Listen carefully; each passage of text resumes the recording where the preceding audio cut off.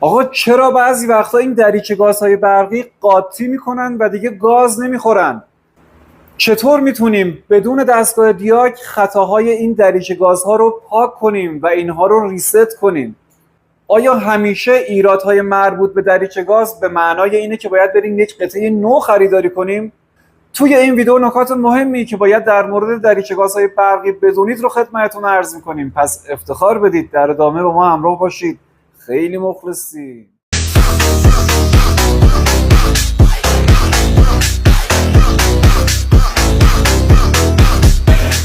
عرض سلام و عرض ادب، خیلی خوش اومدید به کانال برق خودروحاجیان. دوستان، ما قبلا توی این ویدیو روش پاک کردن خطاهای موقت خودرو رو بدون دستگاه دیاگ خدمتتون عرض کردیم. امروز توی این ویدیو خدمتتون عرض میکنیم که خطاهای موقت دریچه گازهای برقی رو چطور بدون دستگاه دیاگ پاک کنیم و چطور میتونیم بدون دیاگ این دریچه گازها رو ریست کنیم که مشکل گاز نخوردن و روشن شدن چراغ چک در حال حرکت رو خودمون بتونیم رفع کنیم. اکثر ماشین‌های انژکتوری بنزینسوز یک قطعه بسیار مهم دارند به اسم دریچه گاز برقی. وظیفه این دریچه گازهای برقی تأمین هوای مورد نیاز انجین در شرایط مختلف کاری خودرو هست. یعنی زمانی که شما استارت میزنید و ماشین رو در حالت درجا روشن میکنید، این دریچه گاز هست که هوایی رو وارد منیفول و موتور میکنه و باعث میشه که موتور ماشینتون روشن بشه. یا زمانی که شما پدال گاز رو فشار میدید، ECU پولکی این دریچه گاز رو بیشتر باز میکنه و هوای بیشتری وارد انجین ماشینتون میشه و در نتیجه خودروی شما گاز میخوره یا شتاب میگیره. خراب شدن این دریچه گازها باعث میشه که توی ECU ماشین ما خطا ثبت بشه و چراغ چک روشن بشه و در نتیجه موتور ماشینمون گاز نخوره. درسته که این علائم میتونه به خاطر خراب شدن دائم این قطعه به وجود بیاد، ولی گاهن چراغ چک ماشین شما روشن میشه و خودرو زیر پاتون گاز نمیخوره و فکر میکنید که دریچه گاز کامل سوخته، در صورتی که اینطور نیست. خطاهای موقت هم باعث میشه که در عملکرد این قطعه به طور لحظه‌ای و موقتی اختلال به وجود بیاد و ECU فکر کنه که این قطعه خراب شده و چراغ چک رو روشن کنه و سیگنال یا پالس رو برای عملکرد درست به دریچه گاز برقی ارسال نکنه. شاید بپرسید چه عواملی باعث میشه که به صورت موقت و لحظه‌ای توی عملکرد دریچه گاز ماشینمون اختلال به وجود بیاد؟ دوستان، اولین مورد اون کثیف شدن پولکی دریچه گاز هست.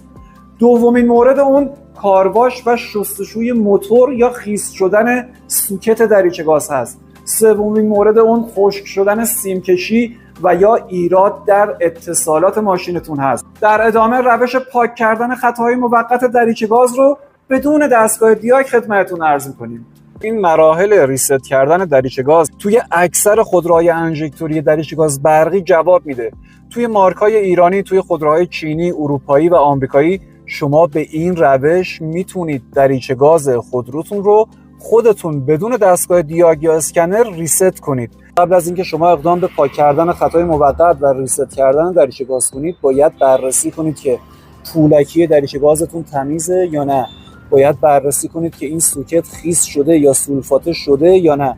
اگر پولکی کثیف بود، بهتره با یک مقدار بنزین و دستمال کاغذی و یا اسپری های انژکتور شور اقدام به تمیز کردن پولکی کنید. خودمون از بنزین استفاده میکنیم.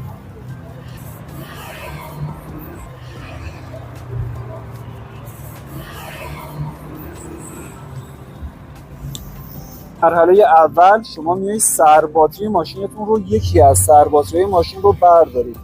هر کدومشون که راحت تر بودید یکی از سرباتری ماشینتون رو بردارید و 10 دقیقه صبر کنید. این کار باعث میشه که خطای موقت دریچه گاز توی ECU ماشینتون پاک بشه.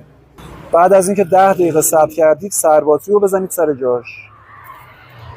تشریف میرید داخل اتاق، میشینید و سوئیچ رو باز میکنید. منظورمون از باز کردن سوئیچ اینه که علامت چراغ چک توی صفحه نمایشگر روشن بشه. مرحله اول اینه که سوئیچ رو باز میکنید و 30 ثانیه صبر میکنید. مرحله دوم سوئیچ رو میبندید و 30 ثانیه صبر میکنید. توی مرحله سوم شما باید پدال گاز رو بگیرید و نگه دارید. اینجا رو ببینید، پدال گاز رو تا آخر میگیریم و نگه میداریم و همزمان که پدال گاز گرفته است و نگهش داشتیم سویچ رو باز میکنیم و 30 ثانیه صبر میکنیم.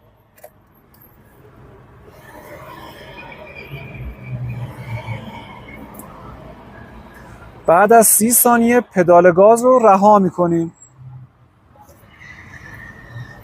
و سویچ رو میبندیم. در مرحله چهارم وقتی سویچ رو بستید 30 ثانیه صبر میکنید، سویچ رو باز میکنید و استارت میزنید.